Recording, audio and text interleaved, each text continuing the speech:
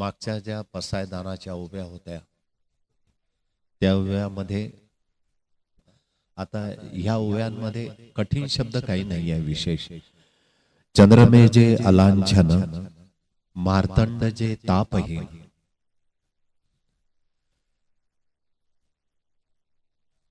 ज्या जमावामध्ये ज्या टोळक्यामध्ये ज्ञानेश्वर महाराज जायला सांगतायत आणि नेऊ इच्छितात त्या टोळक्यामधले लोक कसे असतील तर त्या टोळक्यामध्ये लोक असे आहे.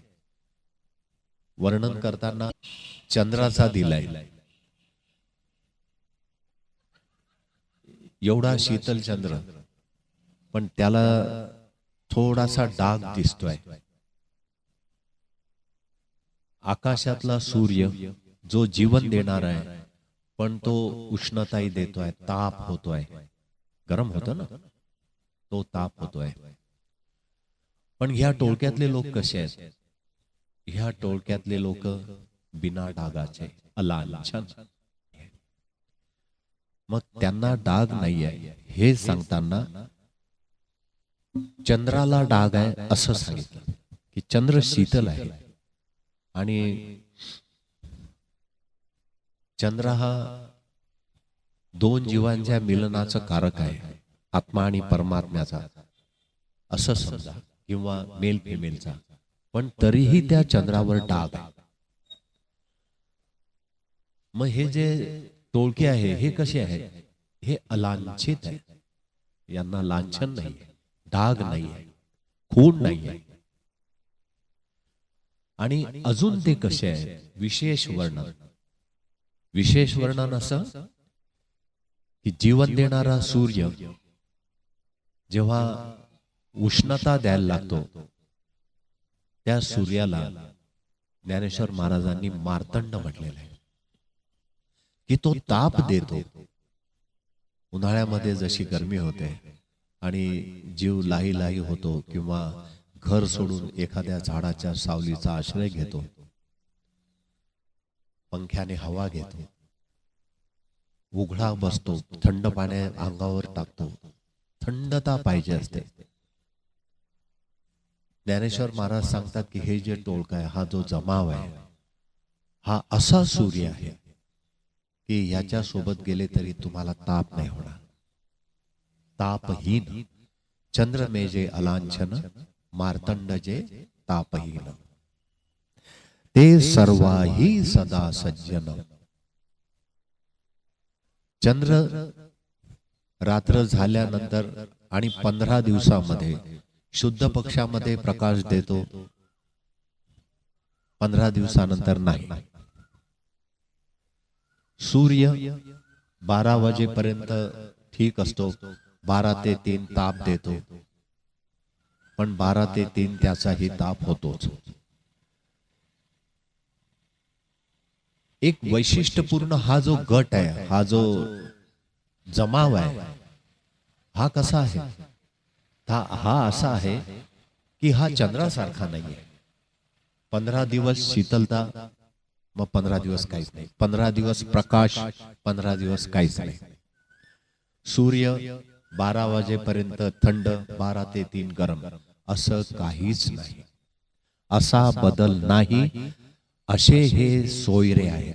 आणि दुसरी एक सूचना त्यांनी अशी दिली आहे की सोयरीकच जर करायची असेल तर ह्या टोळक्याशी करा. कारण ह्या टोळक्याशी सोयरी केली तर काय होईल? कोणत्याही तऱ्हेचे बदल नाही जाणवणार. की ते आता 2 तासापूर्वी चांगले आहे, 15 दिवस खूप छान, अचानक काहीतरी 15 दिवसानंतर नाही बरोबर. काही तास एकदम व्यवस्थित, काही तास एकदम कठीण, सहन होत नाही असा ताप. तर ज्ञानेश्वर महाराज त्या गुटाचं, त्या टोळक्याचं, त्या जमावाचं असं वर्णन करतात की तुम्ही असे ते संत सज्जन आहे की त्यांच्यामध्ये चंद्रासारखे बदल होत नाही, त्यांच्यामध्ये सूर्यासारखे बदल होत नाही. त्यामुळे तुम्ही त्या जमावाशी, त्या टोळीशी सोयरी करा. आणि ती जर सोयरी केली तर काय होईल मग? की संपूर्ण सुखाचा जो ठेवा आहे तो दिसायला लागेल जीवनातला. जीवन पाणी, वर्षात सकाळ मंगळी. जीवनाचं मंगल केव्हा होतं तर त्याची तुलना उपमा दिली आहे पाण्याला. पाणी वाहत असलं पाहिजे, जीवन वाहत असलं पाहिजे.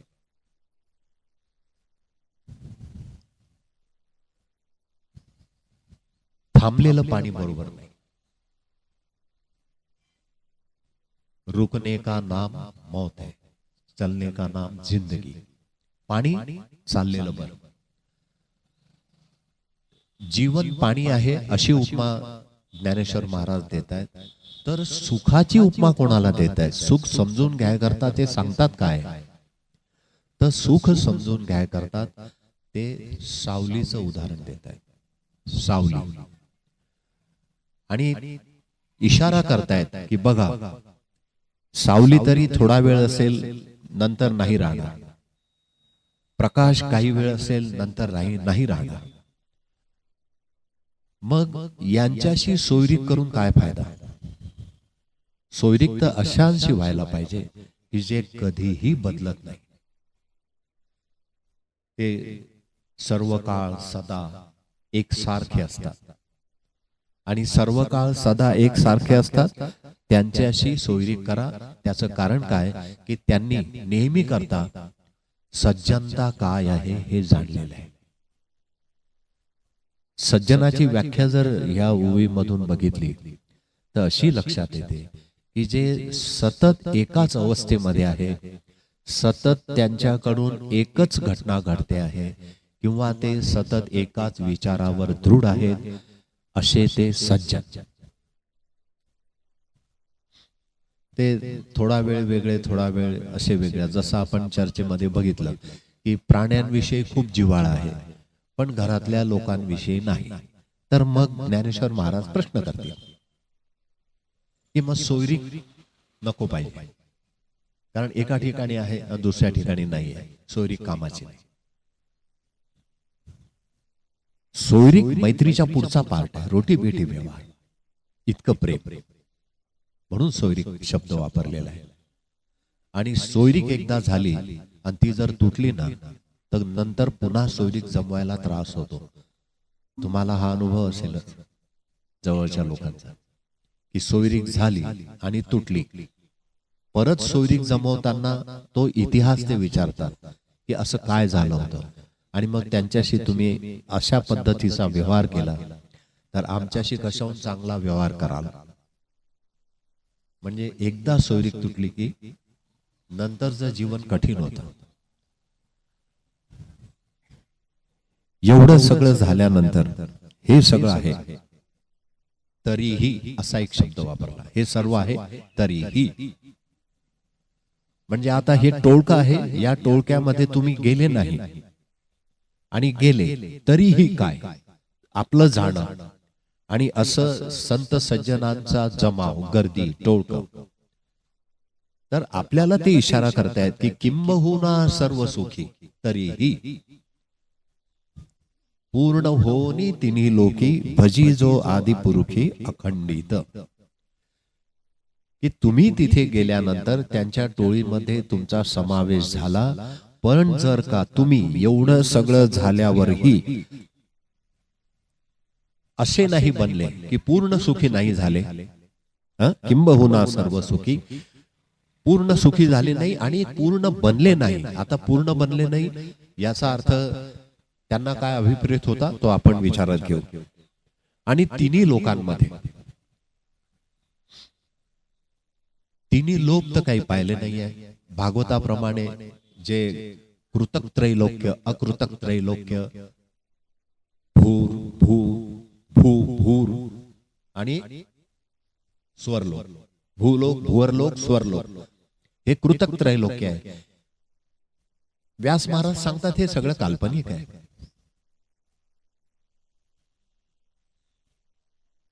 काल्पनिक आहे तर त्याचं कसं काय अस्तित्व गृहीत धरणार? ते काल्पनिक आहे. आणि कल्पना जर करायची आहे, कृतक त्रैलोक्य इथे इथे म्हणतात तिही लोकी, आता तिही लोकांची कल्पना करायची आहे. तर इथे खूप मोठा गर्भितार्थ मला असं वाटतं, माझ्या दृष्टीने असं असेल की हा जो गर्भितार्थ असेल की तिन्ही लोक जे की काल्पनिक आहे त्यांना पूर्ण कसं काय म्हटलेलं आहे की पूर्ण होऊन तीही लोकी, पूर्ण होऊन तीन लोकांमध्ये जे की लोकच काल्पनिक आहे. तर ती जी कल्पना आहे ती अशी आहे की पूर्ण फक्त चेतना आहे, त्याला तुम्ही आत्मा म्हणू शकता, ही पूर्ण आहे, बाकी नाही काही पूर्ण. आणि ती पूर्ण चेतना जी आहे ती चेतना आपल्याला विकसित करावी लागते. मग ती पहिल्यांदा विकसित करायची भूलोकामध्ये. भूलोकामध्ये विकसित कशी करणार, तर प्रपंच करावा नेटका, ही भूलोकातली चेतना विकसित झाली. 3 वर्ष 5 वर्ष झाले की एखादी नवीन कार, एखादी नवीन खरेदी, नवीन काहीतरी. याच्या नंतरचा जो भुवर लोक आहे तो भुवर लोक आहे कीर्तीचा, की जे धन मिळवलं त्यानं धनातून सप्ताह चाललाय, अन्नदान करा, नाव लपून ठेवा. भुवर लोक वाढतो कारण तो भूमीच्या वर आहे. आणि भूमीच्या वर काय आहे तर कीर्ती आहे, त्याच्याशिवाय काय आहे. देह उठून गेल्यानंतर कीर्तीच मागे लोक बोलतात ना, कीर्तीशिवाय कोणी काही बोलत नाही. मग ती कीर्ती कशी करायची तर पराक्रम करून, दान करून, किंवा पराक्रम करतानाही मी केलं कुठेही वाच्यता नाही. दान केलं तर पता सुद्धा नाही लागला पाहिजे, उजव्या हाताचा दानाचा पता डाव्या हाताला सुद्धा नाही लागायला पाहिजे. इतक्यापर्यंत त्यांनी काही खबरदारी घ्यावी अशी सूचना उपनिषदांमध्ये, ग्रंथांमध्ये दिली आहे. आणि स्वरलोक, आता हा जो स्वरलोक आहे हा कोणता आहे की जिथून आम्ही आलो आहे. मग आम्ही आलो कुठून, अस्तित्वातून. अस्तित्व कसं आहे ते विशाल आहे. या विशाल अस्तित्वामध्ये जो प्रकाशाचा भाग आहे, जो ध्वनीचा भाग आहे, तिथून आमचं येणं आहे. आणि येणं कुठून आहे त्यापेक्षा सोपा पता जर विचारात घेतला तर तो पता आहे सतचितानंद अवस्थेमधून. ज्ञानेश्वर महाराजांच्या दृष्टीने की मनुष्य येतो कुठून, सतचित आनंद अवस्थेतून. तुम्ही बघा, आपला जो प्रत्येकाचा जन्म आहे, जे शरीर धारण झालं ते सतचित आनंद अवस्थेतून झालेला आहे. म्हणजे जो आत्मा आहे तो मूळ कसा आहे, शुद्ध आहे, आनंदी आहे, सच्चिदानंद स्वरूप आहे. मग आता ह्या 3 लोकांमध्ये पूर्ण व्हायचं आहे तर काय करायचं आहे, आत्म्याला त्या सच्चिदानंद अवस्थेपर्यंत विकसित करायचा आहे. धीरे धीरे धीरे धीरे तो विकास करायचा आहे. तो विकास होईल कसा, पण आत्म्याला सच्चिदानंद अवस्थेपर्यंत न्यायसाठी जे जीवन आहे आणि एका बाजूला सुख आहे, जीवन जगण्याची जी आसक्ती आहे ती नाही सुटली आहे आणि सुख प्राप्त करण्याची इच्छा मरत नाही आहे. मग अशा वेळेला सच्चिदानंद अवस्थेमध्ये ह्या 2च गोष्टी आडव्या येतात. परंतु ज्या लोकांनी ह्या 2 गोष्टी पार केल्या आहे ते पूर्ण होणे तिन्ही लोकी. ज्यांनी ह्या 2 गोष्टी पार केल्या आहेत. मग ह्या 2 गोष्टी पार का होत नाहीये,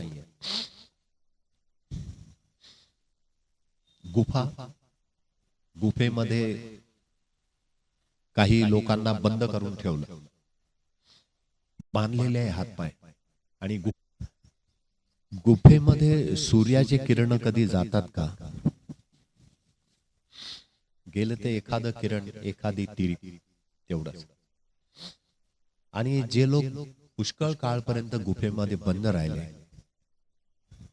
बाहेरचा एखादा माणूस त्या गुफेत गेला आणि त्या गुफेत गेल्यानंतर त्याने त्याला सूर्याविषयी विचारलं की सूर्य कसा असतो,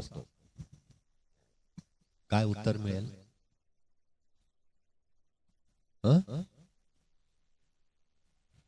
गुफेमध्ये असणाऱ्या व्यक्तीला बाहेरच्या व्यक्तीने, ज्याने सूर्य पाहिलाय, त्याने विचारलं सूर्य कसा असेल. काही सांगता येईल का? एखादी जी किरण त्या गुफेमध्ये प्रवेश करत असेल त्या किरणाच्या उपलब्धतेमुळे सावली जी निर्माण होत असेल ती सावलीच त्यांनी पाहिली आहे, बाकी नाही पाहिलं काही. गुफेतल्या लोकांना सूर्यदर्शनाचा आनंद कसला त्यांना माहीतच नाहीये. गुफेत राहणाऱ्यांना सूर्यास्त सनसेट कधी पाहायला मिळालाच नाही. तो आनंद त्यांनी कधी उपभोगला किंवा त्यांनी 12 ते 3च्या प्रखर उन्हाचा ताप तरी कधी सहन केला त्यांना काही माहितीच नाही. ही जी ब्युटी आहे सृष्टीमधली ही त्यांना काय माहिती. तर गुफेत आहे आणि गुफेत असून बद्ध अवस्थेत आहे. संसार आहे तो राहील, पुढे राहील, मागे राहील, पहिले होता, परंतु त्याचा पाश तोडणारे खूप कमी आहेत.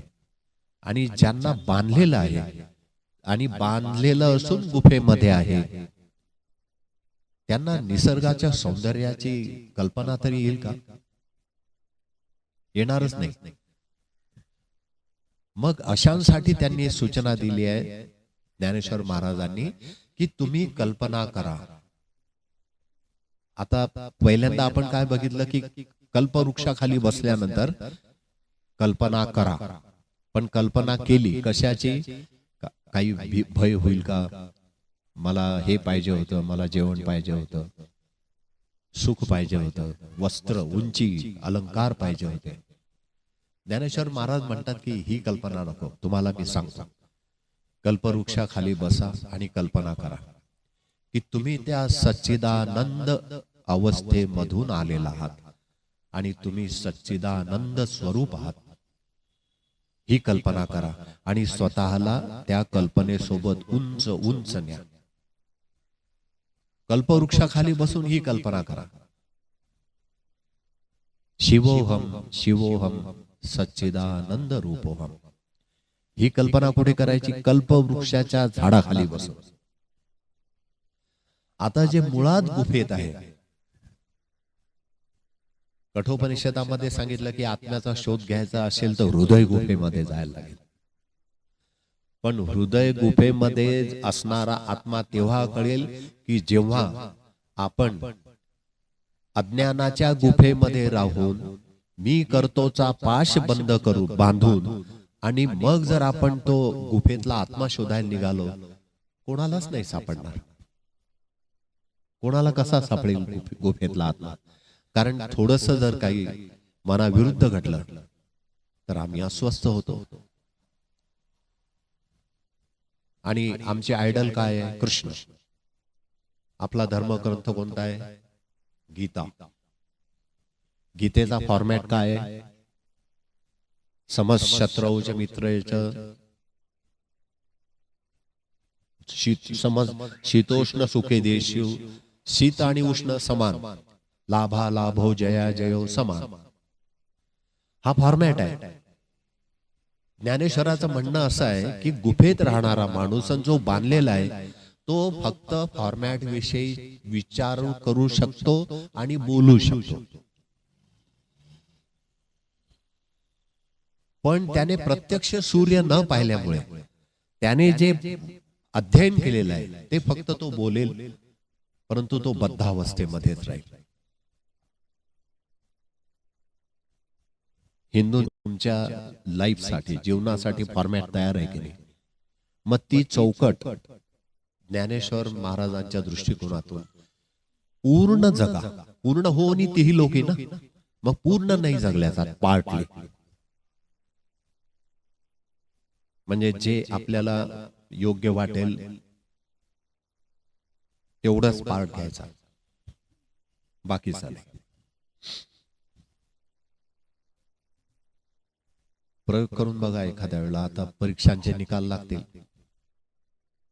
परीक्षांचे निकाल लागल्यानंतर जर का एखाद 2 विषय मुलाचे राहिले, सत्यनारायण झाला घरात आणि लोकांना बोलवा, त्यांना पेढे द्या. पहिले मुलाशी बोलून घ्या की तू काय करणार आहे. मुलाने जर सांगितलं की मी पुन्हा एकदा परीक्षा देईल, पूजेला बैस, पेढे वाटा, मस्तपैकी तोरण बिरण बांधायचे, लोकांना बोलवायचं. समशत्रौ च मित्रे च लाभालाभो जयाज गतस्सु न गतस्सु च नानुशोचन्ति पंडिता. काय मिळालं काय नाही मिळालं पंडित लोक विचार करत नाही. क्या हुआ, जो गुजर रही है जिंदगी वो प्यार है तुम्हारा. फॉर्मॅट तयार आहे की जसं तू म्हणशील तसं जगू. मग ते आम्हाला काही मिळालं तुझी मर्जी, आम्हाला काहीच नाही मिळालं तुझी मर्जी, आणि खूप काही मिळालं तुझी मर्जी. हा फॉर्मॅट आहे. हा फॉर्मॅट ज्ञानेश्वर महाराज सांगतात पूर्ण जगा. बस एवढंच. पूर्ण होनी तिही लोकी. मग एका ठिकाणी जरी पूर्ण जगल्या गेलं तर 3 लोकांमध्ये ते पूर्ण होतं. पण फॉर्मॅट जर आपल्याकडे आहे, हिंदू आहे आणि गीता आहे, इस्लाम धर्माचा कुराण आहे, ख्रिश्चन धर्माचं बायबल आहे, फॉर्मॅट तयार आहे. त्या फॉर्मॅट मध्ये पूर्ण जगायचं आहे. बस एवढंच बाकी आहे. आणि ते होत नाही. त्याचं कारण काय? गुफेमध्ये आहे आणि हातपाय बांधलेले आहे. संसार पाशो बद्धोहम.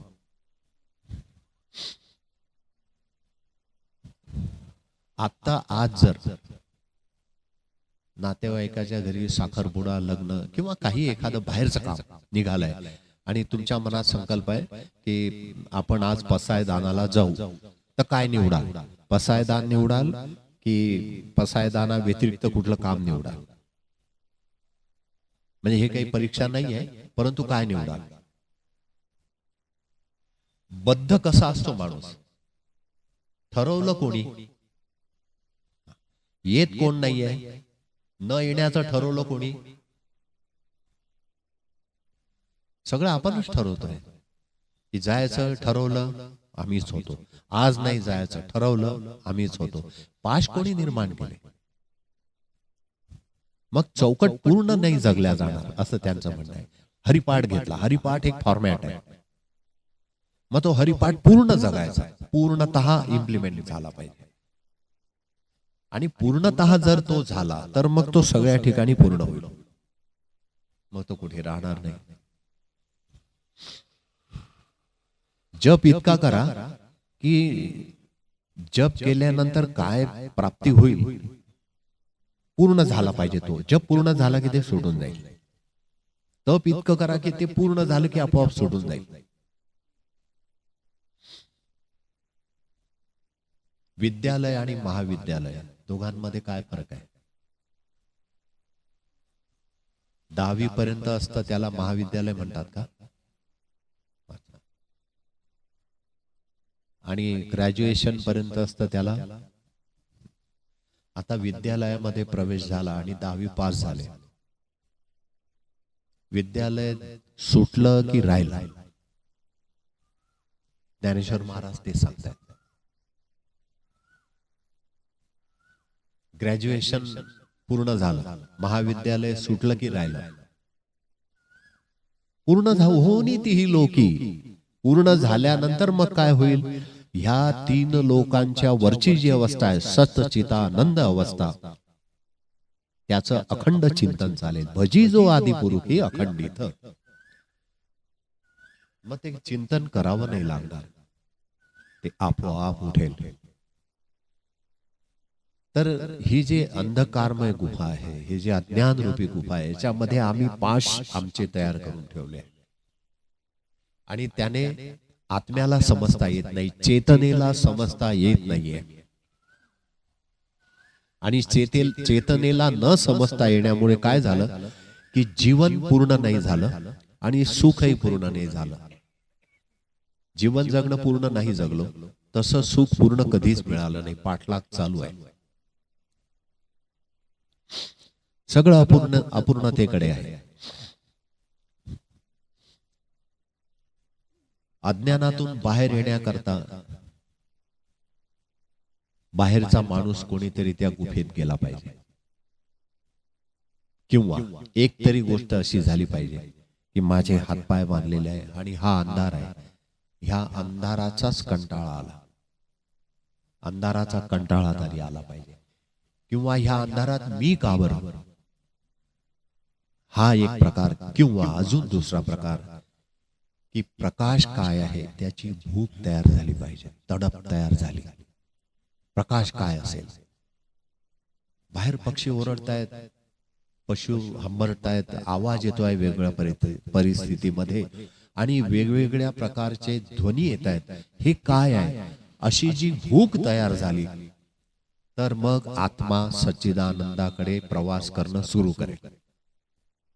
सच्चिदानंद अवस्थेकडे जाण्यासाठी पहिली पायरी आहे भूक. अन्नाची भूक असेल, परंतु ती सुद्धा भूक आहे. अजून याच्या पलीकडे काय आहे? जन्म तर झाला, पण जन्माच्या पलीकडे काय आहे? मग देह एकदा सुटून जाईल, मग देहाच्या पलीकडे काय आहे? भूक तयार झाली. आणि त्या भुकेच्या नंतर पुढचा जो प्रवास होतो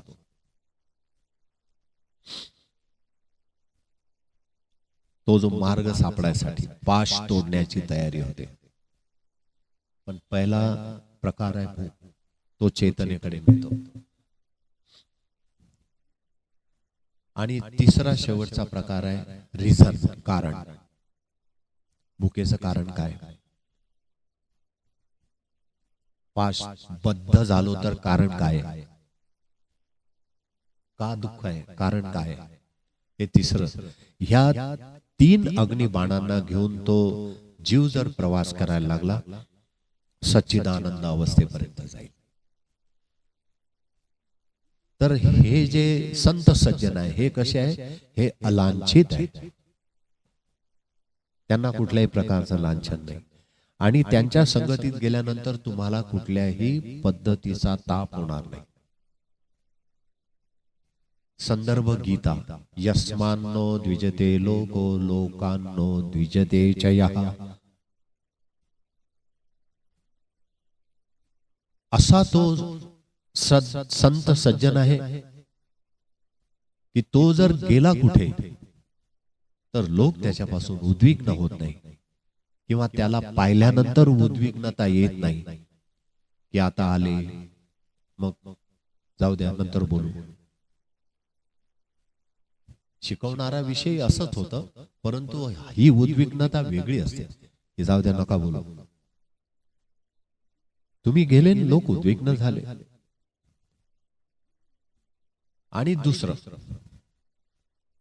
याच्यामुळे लोक उद्विग्न होत नाही आणि हा लोकांमध्ये गेला तर लोकांमुळे हा उद्विग्न होत नाही, अशी अवस्था.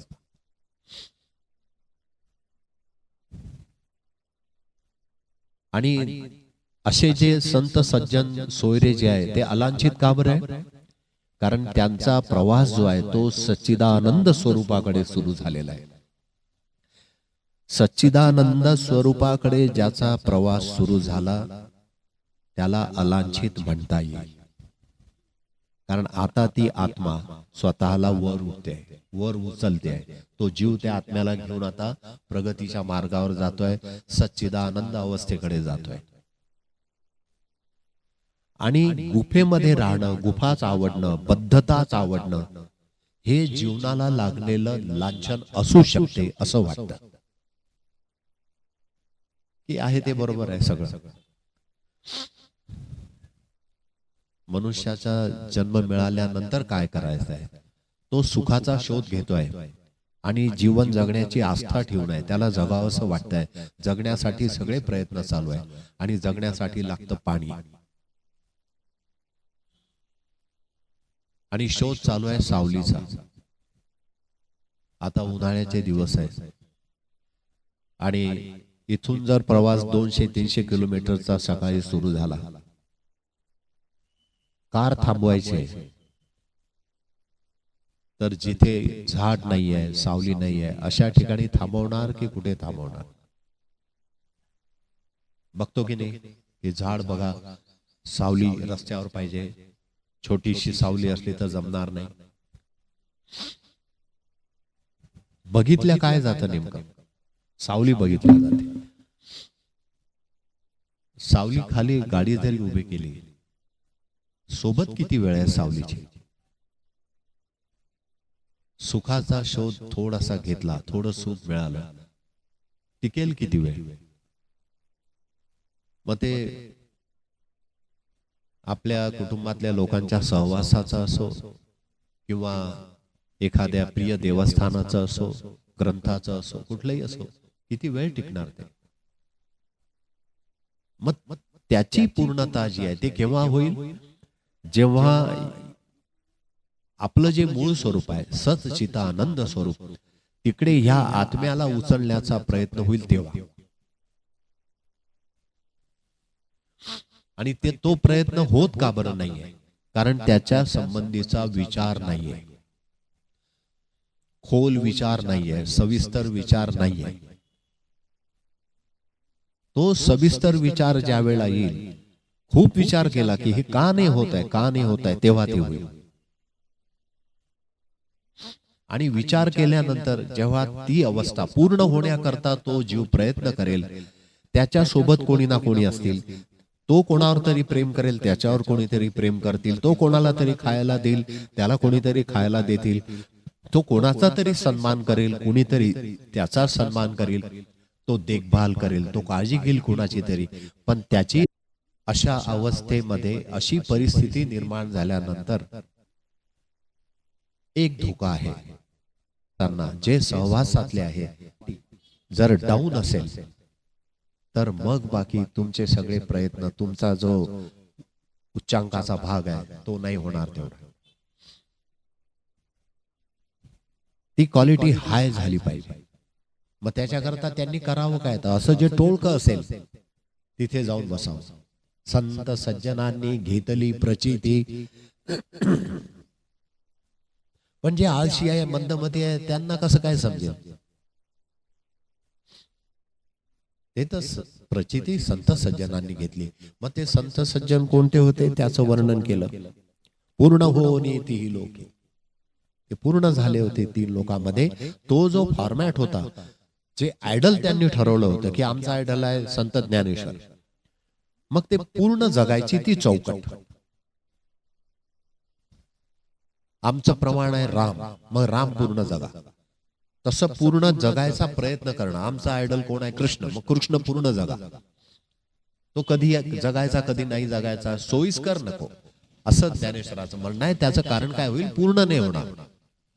पूर्ण होनी तीही लोकी, भजी जो आदि पुरुषी अखंडित. मग कधी कधी करायचं नाही, कधी कधी नाही करायचं. तर पूर्ण करायचा आग्रह यांनी धरलेला आहे. हे सगळं असून किंबहुना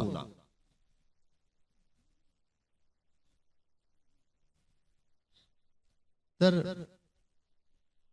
ह्या ओवीचा मतितार्थ असा आहे की अज्ञान कुठे आहे, बंधन कुठे आहे, आणि त्या बंधनातून आणि अज्ञानातून बाहेर पडायचा विचार का बरं नाहीये, आणि जे सोबतचे लोक आहेत त्यांची क्वालिटी काय आहे.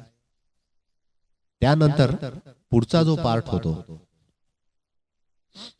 की माझ्याकडनं इम्प्लिमेंटेशन का नाही होत आहे, मी कुठे कमजोर पडतो. मग ती सगळी कमजोरची जी दरी आहे, कमीची दरी आहे, ती भरून काढायचा केलेला प्रयत्न, पूर्णत्वाकडे जाण्याचे लक्षण आहे.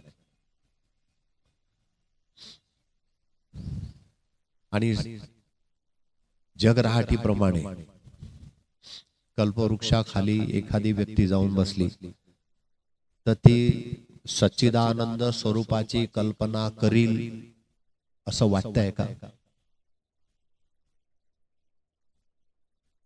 करील असं वाटतंय? संसार हा कल्पवृक्ष आहे, तर ह्या कल्पवृक्षाकडे इथे जर अशी संकल्पना केली की मी त्या सच्चिदानंद स्वरूप परमात्मा आहे, शिवोहम शिवोहम, ही कल्पना सतत केली आणि ती पूर्ण रुजवत राहिली, तर काय त्या अवस्थेचा अनुभव येणार नाही?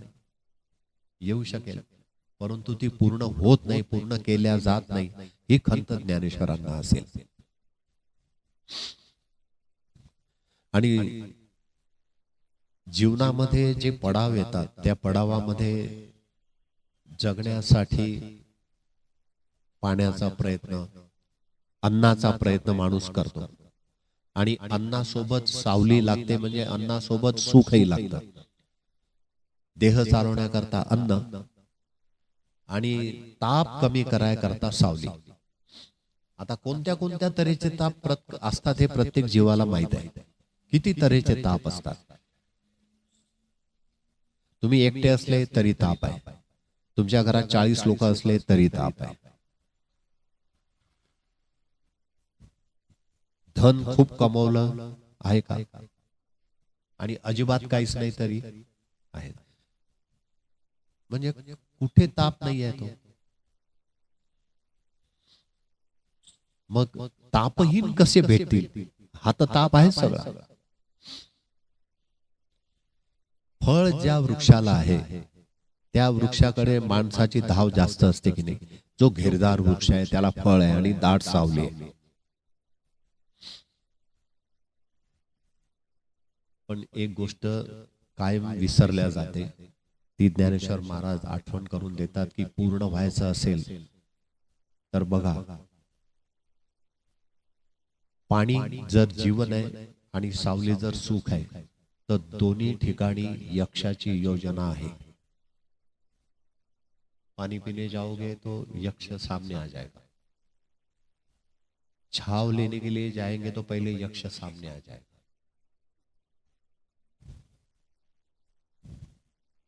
आरोग्य तुम्हाला पाहिजे, आपण म्हणतो ना यक्ष प्रश्नच आहे बर का की पैसे कुठून आणा,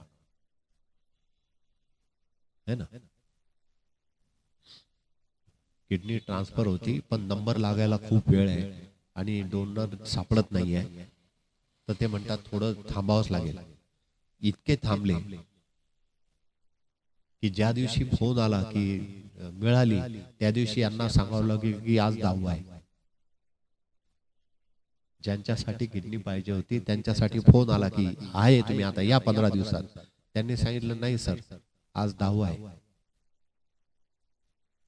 इतके थांबले इथे घेणारच कोणी राहिलं नाही. यक्ष कुठे नाहीये, प्रश्नामध्ये यक्ष आहे. यक्ष प्रश्न आहे म्हणतात नाही सुटत लवकर, कारण ते आडवेच तसे घुसतात की ते ना इकडनं चालू देत ना तिकडनं चालू देत. राजांना शिकार करायची सवय असते, राजा आहे तर शिकार केलीच पाहिजे. 8-9 वर्षाचे झाले ना मग तुम्ही शाळेत गेलेच पाहिजे. मग ते तुमची इच्छा असो नसो तुम्ही गेलेच पाहिजे. तुम्ही ग्रॅज्युएट झाले तुम्ही नोकरी केलीच पाहिजे. यक्षच आहे ना ते, असंच करा म्हणतात. मग नोकरी केली पाहिजे, नोकरी लागली की एकदा लग्न केलंच पाहिजे. हे सगळे यक्षच मागे लागून जातात. मग ते झालं आणि संतती नाही झाली तर काय करून राहिले तुम्ही. 3 वर्ष झाले यक्ष उभाच राहतो. प्रश्नाचं उत्तर द्या, नाही दिलं तर त्या विक्रम बेताळाच्या कथेसारखं तुमच्या डोक्याचे 100 शकलं होते. आणि उत्तर तुम्हाला माहित आहे तरी जर नाही दिलं तर, आणि तुम्ही जर उत्तर दिलं तर आम्ही चाललो. म्हणजे दोन्ही बाजूने तापच आहे. उत्तर द्या, नाही दिलं उत्तर बरोबर द्या, तुम्हाला माहित आहे तुम्ही जर उत्तर नाही दिलं तुमच्या डोक्याचे शकलं होतील. पण उत्तर जर आम्ही ऐकलं तर आम्ही चालले जाऊ, परत दुसरा प्रश्न तयार करू.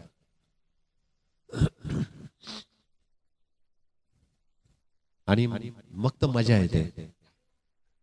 जरा डॉक्टरकडे गेले असते, नुसतं घरात बसून होणार आहे का.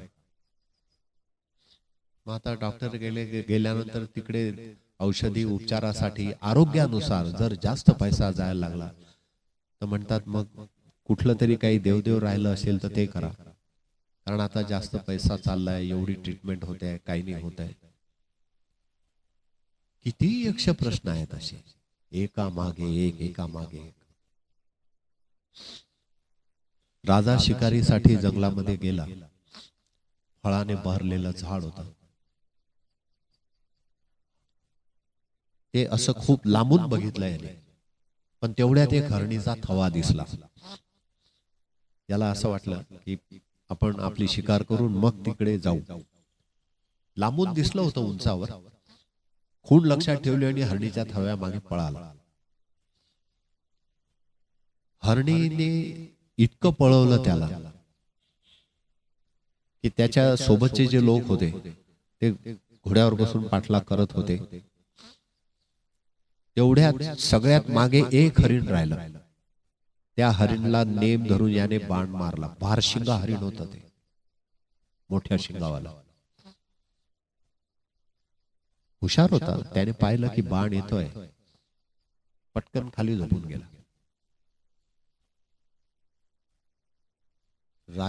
राजाचा नेम हुकून गेला होता आणि त्याचा नेम जसा चुकला तसे जवळचे लोक थोडे हसले. हे काय महाराज, इतका वेळ झाले पळून राहिले तर राहिले, घोड्यावरून खाली उतरून त्यांच्या मागे पळायला लागले की आता सापडतील तेव्हा सापडतील. भारशिंगा भेटला, त्यालाही बाण मारला तर तो खाली बसून गेला. याला वाटलं की आपल्या बाणाने मेला आणि बाण भलतीकडेच गेला होता. ते या लोकांनी पाहिलं होतं, पण राजाला कोण म्हणेल की तुमचा नेम चुकला. ते फक्त हसले. राजा गेला त्याच्याजवळ, पाहिला, अरे मरून पडलाय बहुतेक, पण बाण कुठे लागला दिसेना. म्हणून त्याने ते धनुष्य आणि ते भाता काढायच्या नादात भारशिंग्याने पाहून घेतलं की हा व्यस्त आहे. तो मस्त उठला, अंग झटकला आणि पळून गेला. तो पळताना याने पाहिलं आणि त्याच्याकडे पाहिल्यानंतर पटकन लोकांकडे पाहिलं की आता हसतायत का म्हणून. तर तेव्हा हसायला आलं होतं, पण ज्या पद्धतीने आपण ओठ बंद करून दाबून धरतो तशा तऱ्हेने त्यांनी एकदम ताकदने हास्य रोखलं की आता कोणी नाही आहे ना. आता जर हसलं तर भारशिंग्यासाठी बाण काढला होता, आपल्यासाठी तलवार निघेल, काहीच करायचं नाही. पण तो चेहरा असा झाला होता प्रफुल्लित, राजाचं ते अपयश पाहून. असं होतं ना, तो अनुभव आहे आपल्याला की अपयश पाहायला तर इतका खुश होतो पण दाखवायचं नाही. कारण महाभारतात भानगडी झाल्या हसल्यावर. आणि सगळ्यांना इतिहास माहित आहे. द्रौपदी हसी थी भाई की अंधों के बच्चे अंधे होते आणि काय ते कपडे वर करून चालला, हसली होती. त्या हसायचा भानगड आहे. त्या राजाच्या सोबतच्या नोकरांना माहित होतं की हसलं की कठीण होईल आणि आपली काही एवढी क्षमता नाहीये की राजाला टफ फाईट देऊ. राजाने सांगितलं आता तुम्ही इथेच थांबा. थकला होता खूप आणि ऊन वाढत होतं. तुम्ही तोपर्यंत काहीतरी व्यवस्था करा म्हणे. मी जातो आणि जरा विश्रांती घेऊन येतो. एकटाच गेला.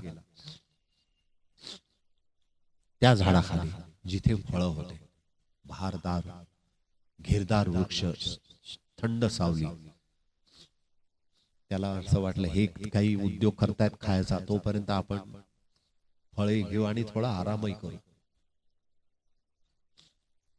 घेरदार वृक्षाच्या सावलीमध्ये झाडाची व्याप्ती जिथपर्यंत होती त्या जमिनीमध्ये फक्त याचं एक पाऊलच पडलं, वरतून यक्ष खाली उतरला.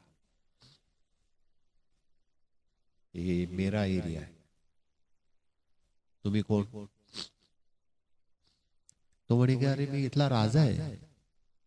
म्हणे असू दे ना, पण हे जे झाड आहे आणि या झाडाखालची जमीन आहे आणि इथं तू पाय ठेवलाय, आता तू राजा अस नाही तर कोणी अस, आजची तर माझी सोय झाली.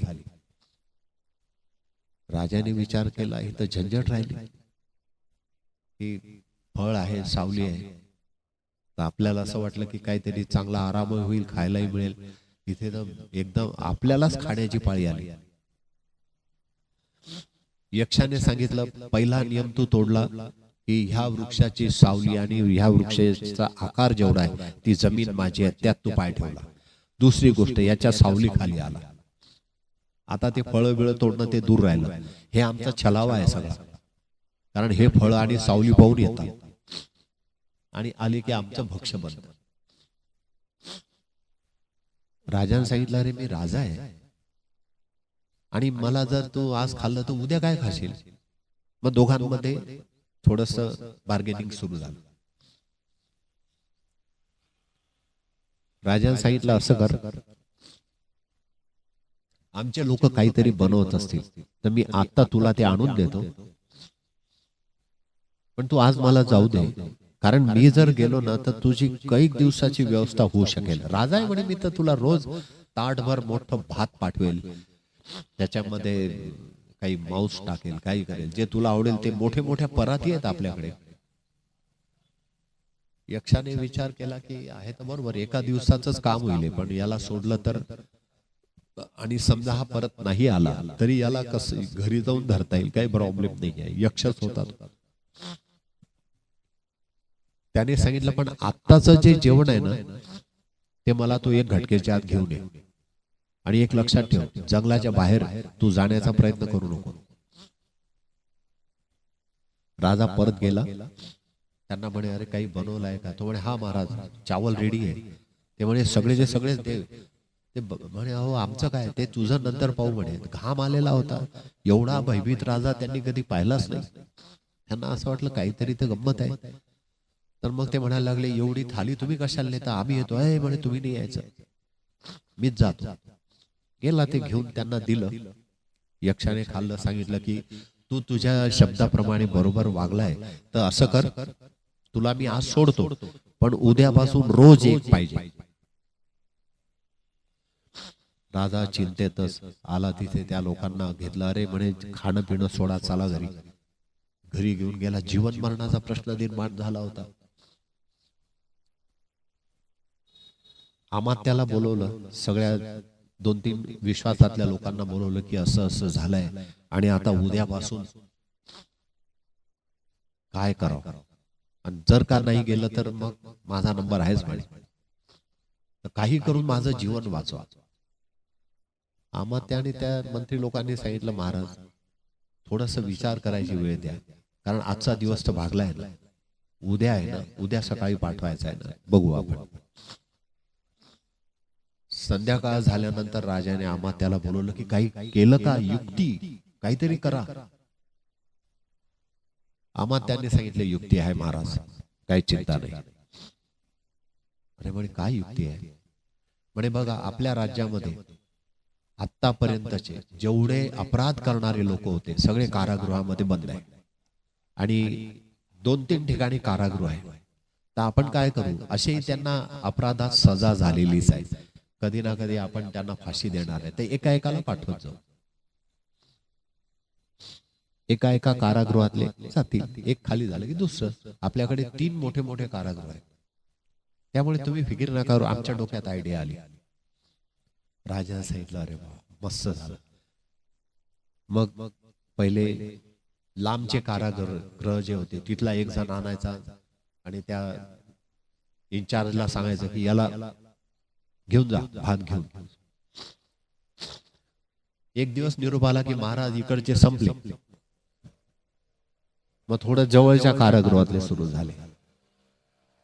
महिना 2 महिने गेले, त्यांनी निरोप दिला की आता खाली झालं, कोणीच नाही राहिलं, आम्हीच आहे फक्त. म्हणे गावातले कारागृह, गावातल्या कारागृहाचेही संपले, आणि ते 1-2 जण राहिल्यावर रामात त्याला म्हणे महाराज आता काही खरं नाही, कारण 2च राहिले, 2 दिवस निघतील कसे तरी. अरे म्हणे आता 4 महिने काढले, पुढचं काय? म्हणे पुढचंच ते विशेष आहे. मग त्यांनी त्यांच्यामध्ये जे विद्वान लोक होते त्यांची सभा बोलवली. त्यांनी सांगितलं की असं झालेलं आहे, आम्ही सगळे अपराधी पाठवून पाठवून त्याला नीट ठेवलंय, आता पुढे काय करायचं? विवेक आणि त्यातल्या काही लोकांनी सांगितलं की तुम्हाला माहित आहे का, धन एक अशी गोष्ट आहे की त्याच्यासाठी माणूस जीव देतो आणि जीव घेतो. तर आपण दवंडी पिटू की अंदाजे 100 मोहरा मिळतील. ज्याला कोणाला 100 मोहरा पाहिजे असतील त्याने अशा तऱ्हेने यावं की तो त्याचा शेवटचा दिवस आहे. धनासाठी लोक जीव घेतात आणि देतात. त्यांनी इतिहास वाचला होता. जो जो ते पृथ्वीराज उन्हें पृथ्वी खा गई, बागवा कब्रों में गए ऊपर घास आ गए. धनासाठी मारामारे केल्या, मेले, जमिनीत दडून टाकले. आता असं झालं की पाऊस पडला आणि त्याच्यावर गवत आलं, पताही नाही लागला कोण कुठे होता, कोण राजा होता आणि कोणी कोणाला मारला. दवंडी पिटवल्या गेले की 100 मोहरा देऊ, पण दिवस शेवटचा असेल त्याने यावं. कुटुंब होतं एक, खायाची मारामार होती, एकुलता एक मुलगा होता. त्याने सांगितलं, आई मी जातो. पण परंपरा ज्ञानाची असल्यामुळे थोडे सावध होते. आईने सांगितलं की अरे शेवटचा दिवस राहील असं बोलले, म्हणजे काहीतरी तर जीवाला धोकाच आहे. तो म्हणाला तू काळजी करू नको, तुझ्या सोबत जे शिकलो, 100 मोहरा आहे ना, आपलं आयुष्य निघून जाईल. एक एक मोहर करून आपण किती दिवस काढू शकतो. अशरफी मोठी असते. आई काही तयार होईना. त्यात ते शेवटचे 2 जण होते. त्या दुसऱ्या दिवशी याने आईला तयार केलं की तू ऐक माझा, तसं काहीच होणार नाही. 100 मोहरा येतील ना, सगळं नीट होईल. तो जाऊन उभा राहिला राजासमोर. सुतनू नाव होतं त्याचं. त्याने सांगितलं महाराज मी तयार आहे. त्याने बालक तू काय करशील, काम काय म्हणे ते सांगा. त्याने सांगितलं आम्हा तेला काम समजून सांगा. म्हणे काही नाही, ताटभर भात आणि काही मांसाचे तुकडे, यक्षासमोर जायचं आहे, तो तेही खाईल आणि नेक्स्ट टाइम भूक लागली की तुलाही खाईल. तो म्हणे मी तयार आहे, परंतु मला तुम्ही इतिहास सांगा पहिले काय घडलं होतं. मग राजाने सांगितलं की मी गेलो, मग असं एक झाड होतं, मी खायला तयार करायला सांगितलं, तिथे फळं होते. मग त्याने सांगितलं की माझ्या झाडाच्या सावलीत तू आला, पाऊल ठेवलं. ऐकून घेतलं सगळं. ठीक आहे म्हणे महाराज, सगळ्यात पहिले आहे ना काही वस्तू मला लागतील त्या द्या. म्हणे काय लागेल. म्हणे ते तुमच्या डोक्यावरचं छत्र द्या. राजा म्हणे छत्राचं काय करशील, ते तुम्ही नका करू, तुम्ही मला हे सगळं द्या, मी सांगतो ते, ही कायमची कटकट मिटवतो म्हणे. छत्र दिलं. बाकीचे म्हणायचे महाराज याचा डाव काही वेगळा तर नाही ना, यक्षाशी दोस्ती करून तुमचीच वाट लागायची नाही तर तुमचं छत्र मागितलंय. त्यामुळे पोराच्या डोळ्यात तर विश्वास दिसतोय. म्हणे आता तुमच्या कमरेची तलवार द्या. अमात्य लगेच त्याच्याकडे बघायला लागले की अहो छत्र मागतो, तलवार मागतो. राजा म्हणे नाही नाही देऊन द्या. तलवार काढली कमरेची, त्याला दिली. त्याने कमरेला तलवार बांधली, छत्र घेतलं. म्हणे महाराज आता तुमच्या पायातल्या त्या सोन्याच्या खडावा द्या. मग तर बाकीच्या लोकांना थोडा की आता हे म्हणजे हा तिथे जाऊन काय सांगेल त्या यक्षाला आणि भलतंच काहीतरी संकट नको ओढायला. राजा म्हणे नहीं बच्चा है तो झूठ नहीं बोलेगा, ज्यादातर बच्चे लोग इतना धोखा नहीं देते, ऐसा राजा को मालूम था. खडावा काढल्या, जीव वाचवायचा आहे ना, मरता क्या न करता. खडावा घातल्या आणि गेला तिथं. झाडाचा मॅप त्याच्या समोर होता. हळूहळू हळूहळू केला आणि पहिल्यांदा पाहिलं की झाडाची जमीन कुठून सुरू होते, काय होतं. पाय ठेवला त्याने, छत्री डोक्यावर होती आणि तलवार मॅन मधून बाहेर काढली होती. पाय ठेवला. माझ्या एरियामध्ये कसं काय आलं माहिती. म्हणे तुमच्यासाठी जेवण आणलंय ना, तर ते थाली कुठे ठेवू असं विचारायचं होतं. थोडे राजाने पाठवलाय तुला. हा म्हणे. मग थाली सरकवायची होती ना, थाली त्या सावलीच्या बाहेर होती. तर त्याने काय केलं, एक पाय आतच ठेवला, दुसरा पाय बाहेर काढून तलवारीच्या टोकीने ते थाली आतमध्ये घेतली. हातांनी सरकवली, तलवारीच्या टोकीने. यक्षाने विचार केला वेगळाच दिसतोय. छत्री आणली, चपला खडावा सोन्याच्या पायात, तलवारीच्या टोकने केली. तो म्हणे की सगळं व्यवस्थित आहे का. 2 मिनिट थांब. तलवारीचं टोक खोचलं, मांसाचा तुकडा भिरकावला त्याच्याकडे. हे घे म्हणे. अरे हा सगळं बरोबर आहे. आणि म्हणे तुला माहित आहे का नियम. म्हणे नाही बुवा, नियम काय तुमचा. म्हणे नियम असा आहे की ह्या सावली खाली जो येईल तो माझा भक्ष आहे आणि ह्या जमिनीवर जो पाय ठेवेल तो माझं भक्ष आहे, मला असं वरदान आहे. मुलाने सांगितलं पहिले खाऊन तर घे, मग बोलू. त्याने ते सगळं भक्ष खाल्लं आणि म्हणे आता तुझं भक्ष होणार आहे. म्हणे काय संबंध? म्हणे का बरं? तुझा काय नियम आहे की मी तुझ्या सावलीत आलो तर? तुझ्या सावलीत आलो आहे का? यक्ष म्हणायला लागला कस काय नाही, छत्री आहे म्हणे माझ्याकडे. अरे मी छत्री घेऊन गेलो कुठे तर तुझी कशी काय सावली असेल? आता दाखवतो म्हणे. बाहेर जाऊन दाखवलं, हे बघ म्हणे माझी सावली आहे की नाही. यक्ष म्हणायला लागला तुझी सावली आहे, पण तू माझ्या जमिनीवर पाय ठेवला. पाय कुठे ठेवलाय म्हणे? मी खडावांवर उभा आहे. आणि हे सगळं बोलताना तो अशी तलवार हातात ठेवायचा. यक्षालाही थोडा डाऊट आला की हा दिसतो बुद्धिमान बरोबर, की तुझ्या जमिनीवर पाय नाहीये. पाय ठेवायची बात होती. खडावा आहे आणि ते सोन्याचे आहे म्हणे. आणि सोनं तांब्यासारखं नसतं, इकडचा करंट तिकडे नाही. तांब वाहून नाही तर मी तुझ्या जमिनीवर पाय नाही ठेवला, नाही तुझी सावली आहे.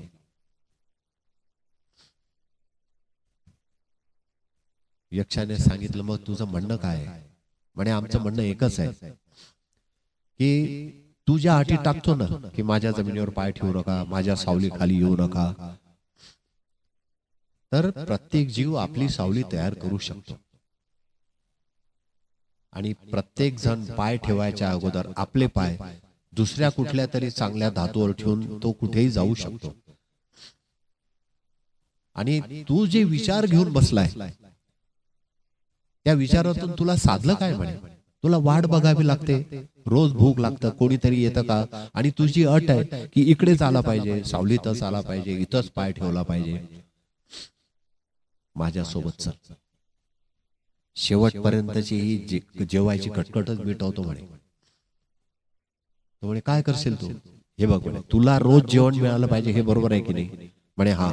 म्हणे आज तुझी अवस्था काय आहे की इकडे कोणी आलं तरच तुझं भक्ष आहे, नाही तर तुला उपासच ना. आणि मग एखादा दिसला तुझ्या कक्षेमध्ये आला की तू आदाशासारखा त्याला खाणार की जसं काही भेटलंच नाही. मी तुझी रोज व्यवस्था करायला तयार आहे. त्याचं जे चिंतन होतं, त्याचं मनात जे धारणा करून पक्क एक मत बनलं होतं, ते मत हळूहळू हळूहळू ह्या मुलाशी बोलता बोलता यक्ष विरघळायला लागलं. ते मत पाजरायला लागलं. जसं बर्फाचा गोळा आहे आणि त्याला फ्रीज मधून बाहेर काढला. किती वेळ तो त्या अवस्थेमध्ये राहील? एका विशिष्ट अवस्थेनंतर हळूहळू हळूहळू संपायला लागतो. 3 तास 2 तासानंतर आपण गेलो तर तिथे फक्त पाणी असतं, काहीच नाही. यक्षाने विचार केला की मुद्दा अगदी बरोबर आहे. किती किती दिवस उपास मार सहन केली आहे आणि जीवन जगाय करता खाणं पाहिजे. आणि मी ह्या भानगडीत पडलो की इकडे आलं तरच खाऊ, सावलीत आला तरच तो माझं भक्ष, इकडे पाऊल ठेवलं तरच असं. पण हा सांगतो ते बरोबर आहे की सावली काय, प्रत्येक जीव आपली सावली मिळून घेईल रे. तुला काय वाटतं की तुझ्या सावलीत आलं पाहिजे? हे बघ माझी छत्री. आणि हे सगळं सांगताना त्या मुलाने आयडिया केली, तलवार हातात ठेवली की मत परिवर्तन करायचं असेल ना तर थोडं शस्त्र हातात पाहिजे.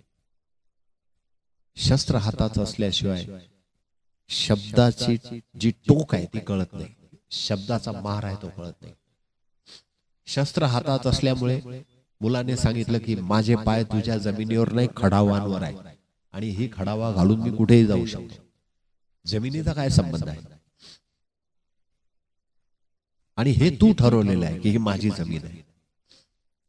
पण तसं जर म्हटलं तर नियमानुसार मी तुझ्या जमिनीवर उभा नाही आहे, खडावांवर उभा आहे.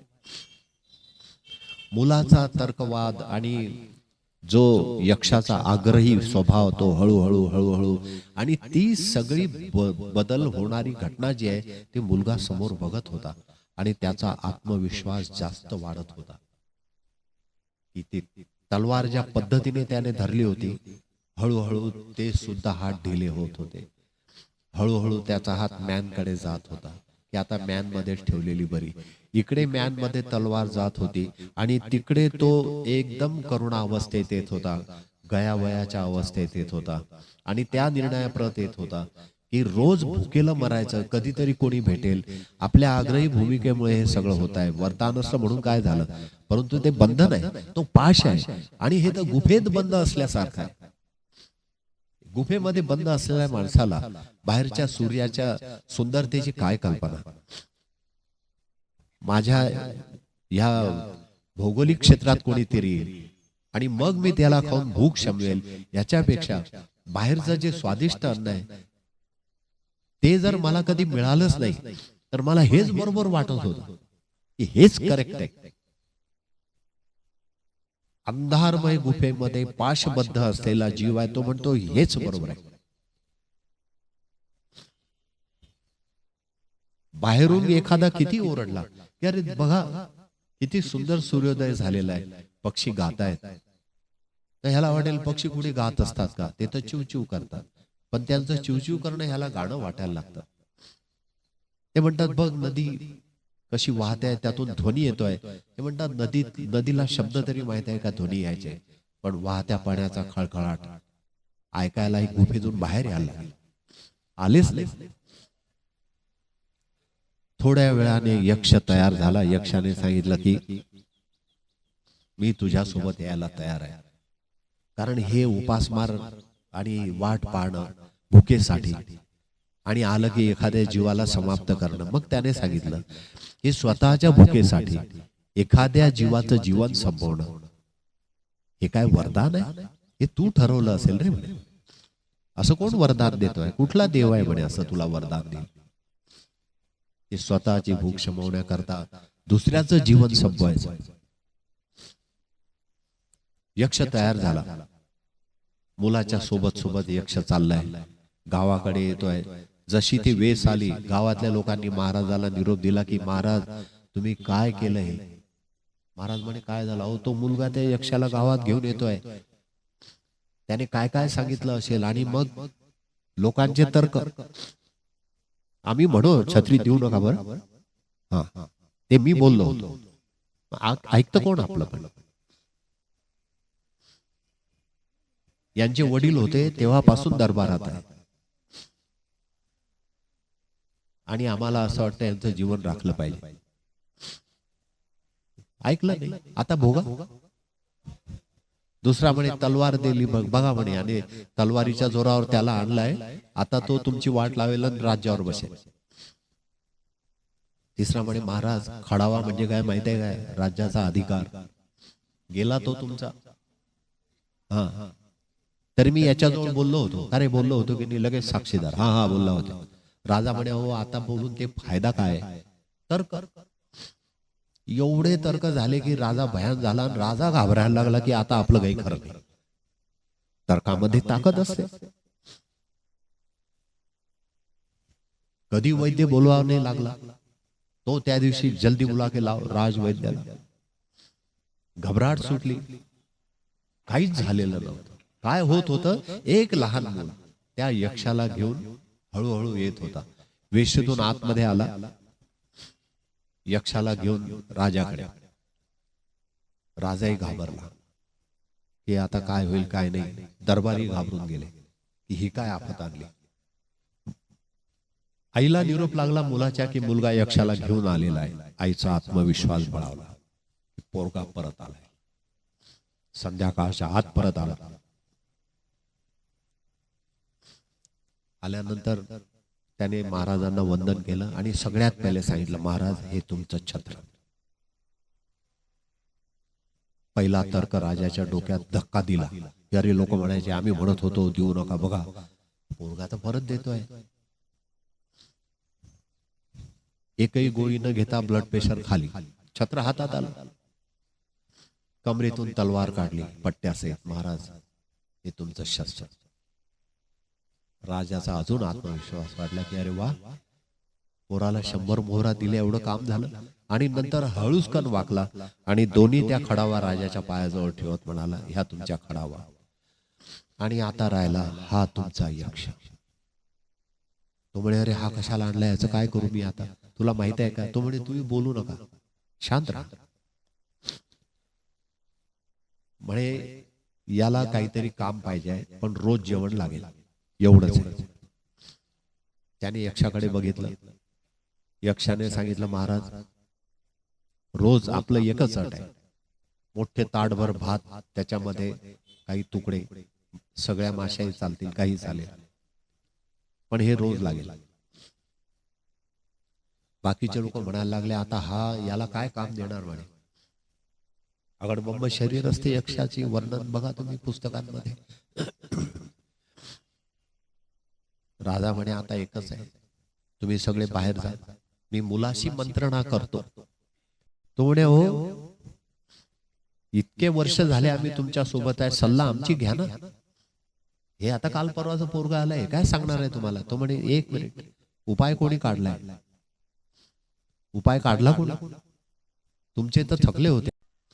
त्याने सांगितलं भाऊ हे काय केलं तू, आता याला कोणतं काम द्यावं.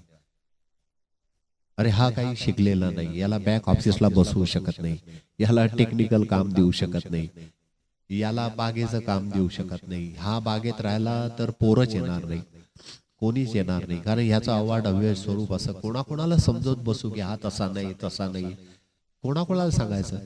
याच्याकडे पाहूनच लोक घाबरतील, प्रत्येकाला समजायला वेळ नाही एवढा, आणि कुठून आणायची माणसं समजायसाठी. बरं करावं तर काय करावं. म्हणे आता तू सगळं तर बरोबर केलं, पण ही आफत कशाला आणली गावात.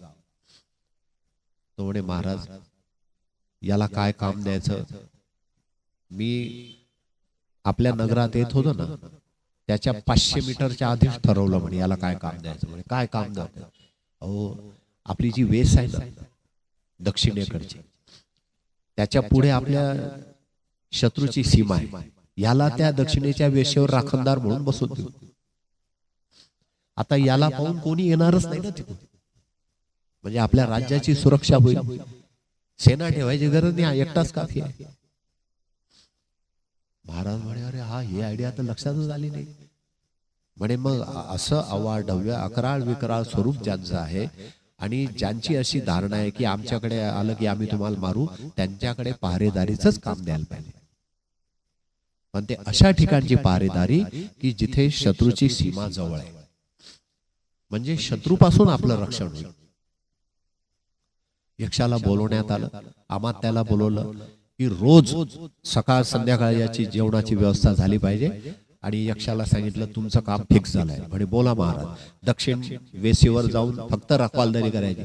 तो म्हणे असं आहे का, तेच काम आहे झाडावरचं. म्हणे हा तेच काम आहे. तिथे काय करत होते, वाटच पाहत होते, रखवालदारी करत होते, कोणी आलं की येऊ द्यायचं नाही.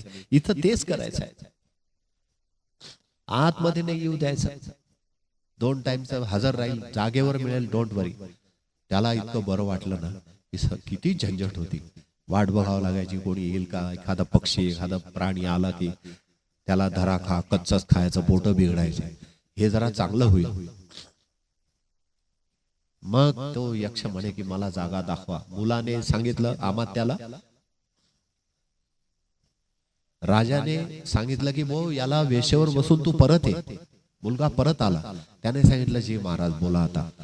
म्हणे तुझ्या 100 मोहरात आम्ही घरी पोहोचवल्या, पण आमची एक विनंती आहे की आमच्या राज्याचा प्रमुख सल्लागार म्हणून तू आमच्या सोबत राहा.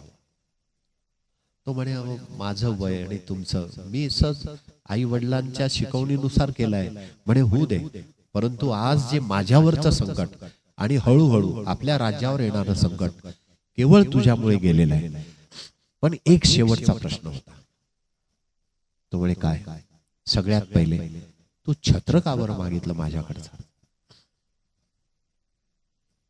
तो म्हणे महाराज तुम्ही सांगितलं की यक्षाने सांगितलं की माझ्या सावलीत आहे. आता खरं पाहिलं तर ती त्याची सावली नव्हती. वृक्ष जे तयार होतात जंगलातले ते कधी कोणी पेरलेले आहे, त्याची कधी कोणी देखभाल केली आहे, ती संपत्ती तर परमात्म्याची आहे. पण त्याच्या सावलीवर हा अधिकार सांगतोय. मग त्याचा अधिकार त्याच्या लक्षात आला पाहिजे की हा माझा अधिकार नाही आहे, हे तर जंगलात वाढलेले वृक्ष आहे, बागेतले थोडी आहे की कोणी लावले असतील. म्हणे राहिला जमिनीचा प्रश्न, खडावा कावर मागितल्या? म्हणे खडावा तेच अज्ञानी जीव आहेत ना, माझी जमीन माझं घर, या भानगडीमध्ये पडतात, पण जमीन त्यांची कधीच नसते. आज त्यांच्या चपला त्या दारात आहे, काही दिवसांनी दुसऱ्यांच्या असतात.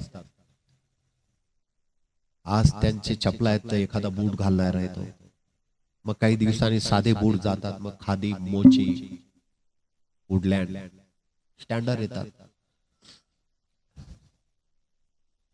म्हणून तर एक फकीर राजाच्या महालात घुसला होता, तर लोकांनी पहिलं गेट तोडून तो आला, दुसऱ्या गेटमध्ये सुरक्षा रक्षकांनी थांबवलं की कुठे चालला तू? तो म्हणे मला इथं रात्री मुक्काम करायचा आहे. तो म्हणे हे राजाचा महाल आहे, तुमची तब्येत बरी आहे का? तुम्ही साधू माणसं दिसता, फकीर दिसता, जबरदस्ती करताय. तो म्हणे नाही, कसला महाल आहे, धर्मशाळा आहे म्हणे.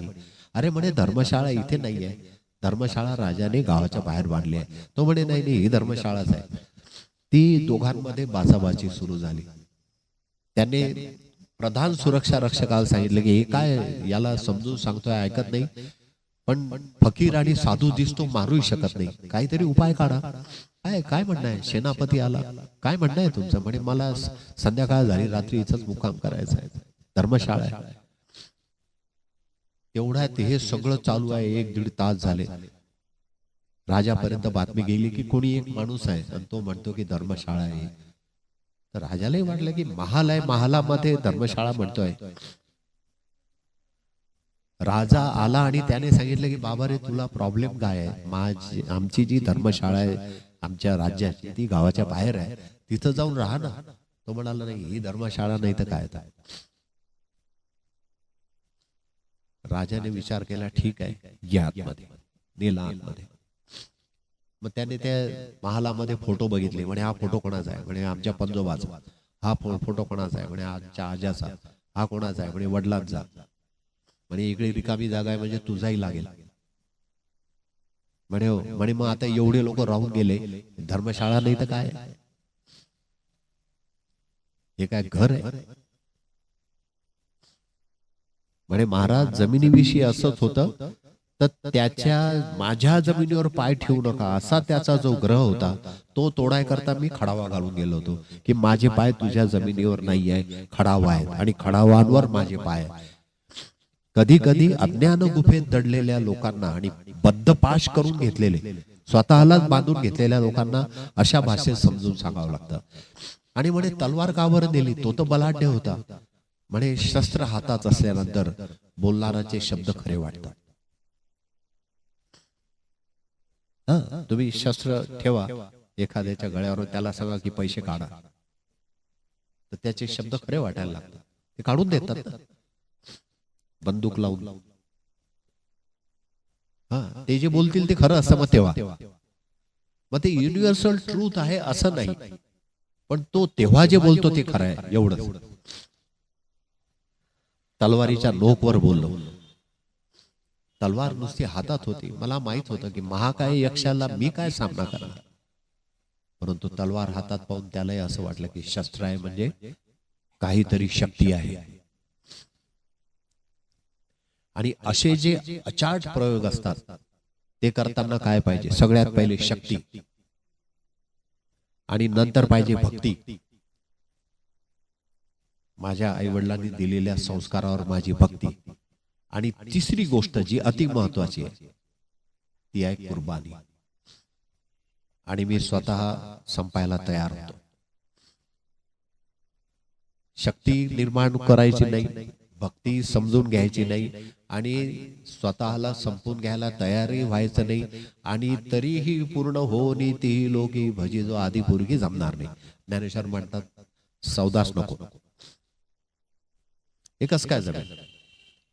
शक्ती निर्माण नाही आहे, भक्ती समजत नाही आहे, आणि कुर्बानी तर काहीच द्यायची गरज नाही, द्यायलाच तयार नाही. साधनाचीच कुर्बानी द्यायला तयार नाही, तर स्वतःला संपवायची काय गरज? ही असेल इच्छा असेल, आणि ती इच्छा नसेल तर मग काही खरं नाही. तर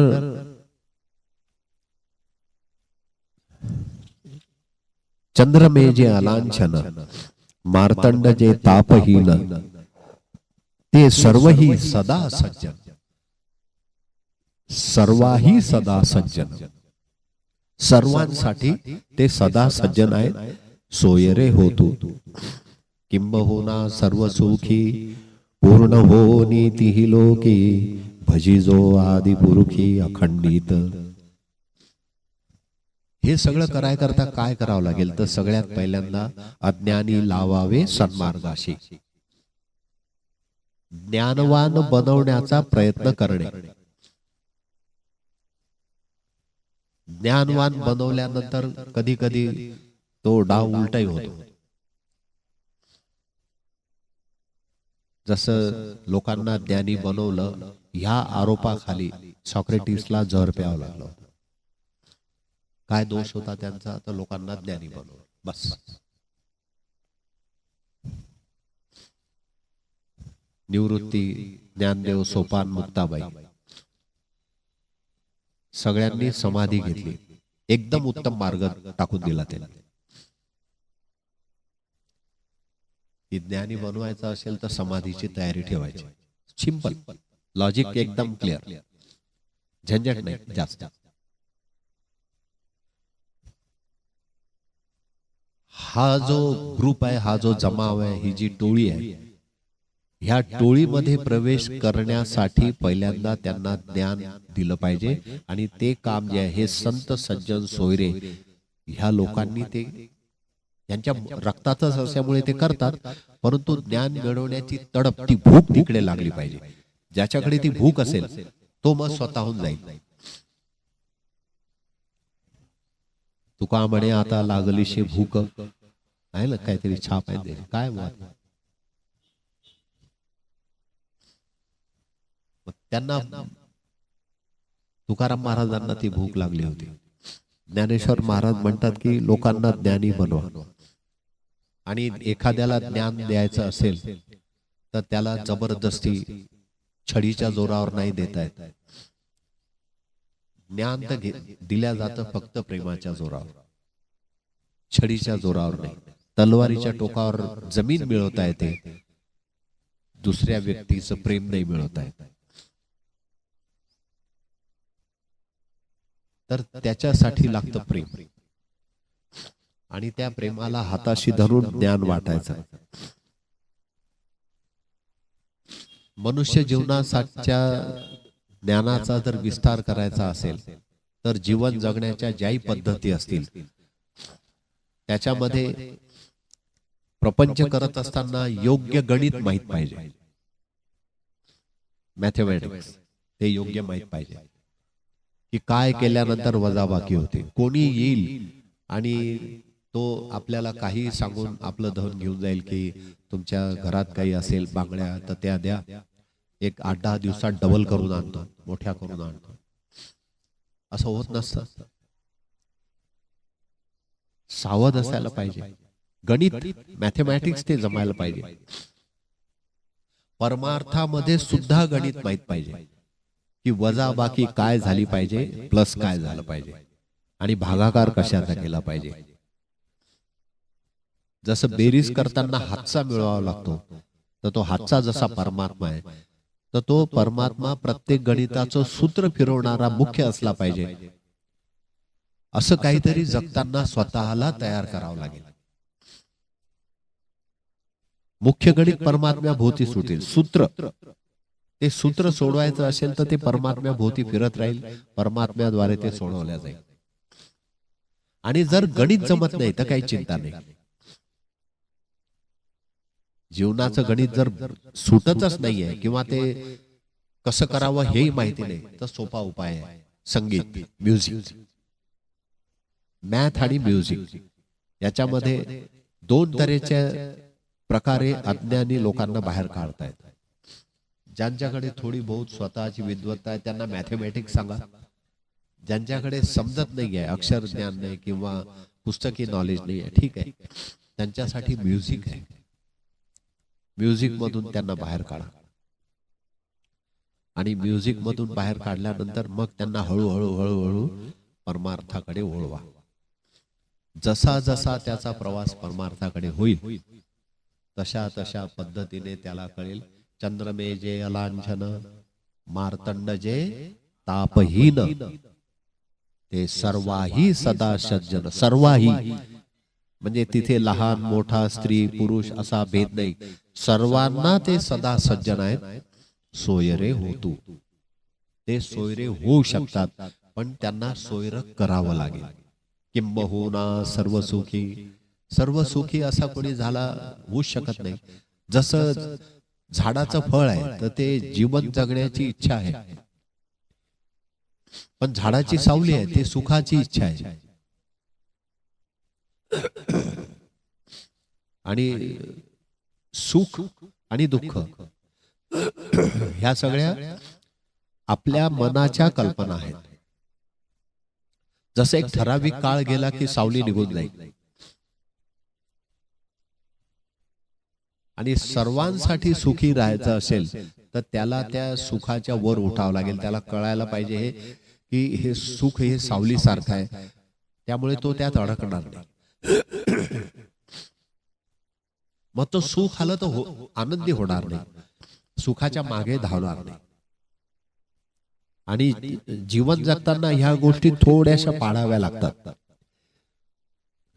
की जीवनात जे कर्म चालू आहे त्या कर्माचा उद्देश नेमका काय.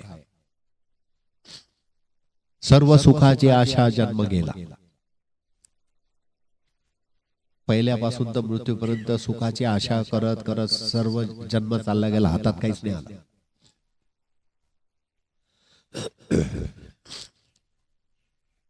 सुखाच्या मागे धावल्या जात आहे तर ती सावली तर नाहीये, सावलीचा तर पाठलाग चालला नाहीये. सकाळी जर आपण उन्हात उभे राहिलो तर आपली सावली बघा, झाडांची सावली बघा, इमारतीच्या सावली बघा. दुपारी जाऊन उभे राहा तेव्हा त्या सावल्या बघा, आणि संध्याकाळच्या सावल्या बघा, फरक आहे तो. हे सुखाचं तसं आहे. तर सुख हे कल्पनात्मक असते, आणि सुखाचं आगार की जिथे आगार बसेस उभ्या राहतात तिथे आगार म्हणतात ना. सुखाकडे जाणारा आगार, सर्व सुखाचे आगर बाप रखुमा देवीवर. दुसरीकडे कुठे काही सुखाकडे जायचे रस्ते नाही आहे, पण इथे मात्र खूप बसेस उभे आहे. तुम्ही इथे यायचं, कुठल्याही बसमध्ये बसा, ते सुखाकडे घेऊन जाईल. पण सुख हे फक्त कल्पनेतून आहे. आम्ही ठरवलं की असं यातून सुख मिळेल, धनातून सुख मिळेल, कीर्तीमधून सुख मिळेल, परंतु ते सुख सावली सारखं असल्यामुळे ठराविक काळानंतर ते निघून जातात. आणि ठराविक काळानंतर निघून गेलं की माणूस परत नवीन सुखाच्या शोधात लागतो की अरे हे नाही, आता दुसरीकडे. दुसरीकडचे ठराविक काळात निघून जातं. परिवर्तनशील जीवन आहे.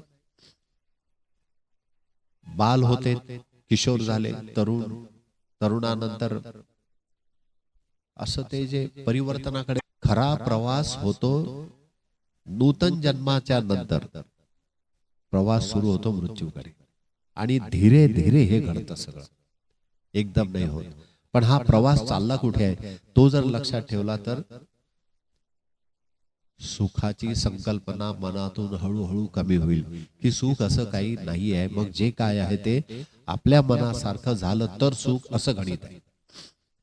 मग हे गणित एकदा लक्षात आलं आणि सुखाची संकल्पना मनातून गेली की मग ते संगीत वाजायला लागतं. आणि मग तुम्ही एखाद्या विठ्ठलाच्या मूर्तीसमोर जाऊन उभे राहिले की मग त्याला तुम्ही सांगू शकता, त्या विठ्ठलाला, की वारीसाठी जेव्हा पहिल्यांदा पाऊल घराबाहेर टाकलं त्याच वेळेला तुझ्या नावाच्या ध्वनीच्या तारा ज्या आहे ना माझ्या हृदयातल्या, त्या झंकार झाला, आणि त्याच्या तारा वाजल्या आणि बस निघालो. आणि त्या धुंदीमध्ये पोहोचलो इथे पायी. रोज 35 किलोमीटर 40 किलोमीटर चालून, कधी कधी जास्तही असतात. पण ती झंकार आता हृदयामध्ये उठायला लागली. असा संवाद एका भक्तामध्ये त्याच्या पांडुरंगामध्ये होऊ शकतो.